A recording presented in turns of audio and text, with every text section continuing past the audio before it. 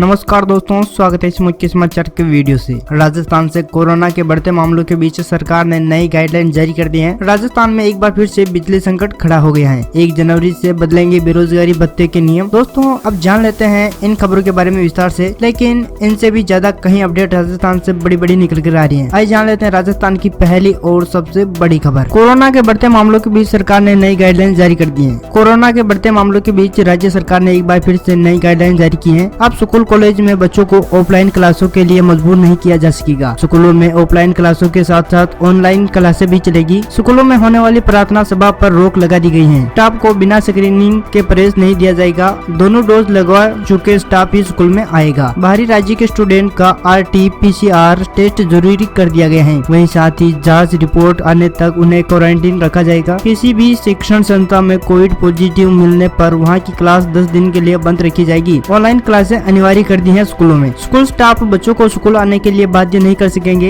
सभी स्कूलों को ऑनलाइन क्लासेस चलानी होगी। 2 गज की दूरी और मास्क अनिवार्य होगा। भीड़ भाड़ वाले कार्यक्रम नहीं किए जा सकेंगे। बस, ऑटो और कैब ड्राइवर को 14 दिन पहले कोविड वैक्सीन की दोनों डोज लगवानी जरूरी होगी। हालात को देखते हुए फैसले लेने का अधिकार जिला कलेक्टर को दिया गया है। अगर कोरोना के केस अधिक आते हैं तो एक बार फिर से राजस्थान में लॉकडाउन लगने वाला है। चलिए अगली अपडेट जान लेते हैं। राजस्थान में एक बार फिर से बिजली संकट छा गया है। रबी की बुआई शुरू होते ही राजस्थान में बिजली संकट खड़ा हो गया है। जरूरत की तुलना में रोज 800 मेगावाट बिजली कम पड़ रही है। कारण है बिजली वितरण कंपनियों की अदूरदर्शिता। कंपनियों ने सस्ती बिजली के फेरे में सूरतगढ़ थर्मल की 5 यूनिट बंद करा दी, जहां से 4.50 से 5 रुपए प्रति यूनिट के भाव से बिजली मिल रही थी। फिर 125 लाख यूनिट 800 मेगावाट अतिरिक्त बिजली खरीदने के लिए मार्केट में बिड लगाई, लेकिन अब 6.50 रुपए यूनिट से कम के टेंडर नहीं आ रहे हैं। इस रेट पर बिजली खरीदनी पड़ी तो रोज 2.5 करोड़ का घाटा होगा राजस्थान सरकार को। हालांकि बीड 2 बार निरस्त हो चुकी है, अब तीसरी बार खुलनी है। डिस्कॉम चेयरमैन व ऊर्जा विकास निगम के MD भास्कर व सावंत का कहना है कि रबी की बुआई शुरू होने के कारण 800 मेगावाट अतिरिक्त बिजली की जरूरत रहेगी। इसके लिए तीसरी बार बीड खोलने की तैयारी है। बता दें कि पिछले साल दिसंबर से फरवरी तक 700 मेगावाट बिजली खरीदी थी,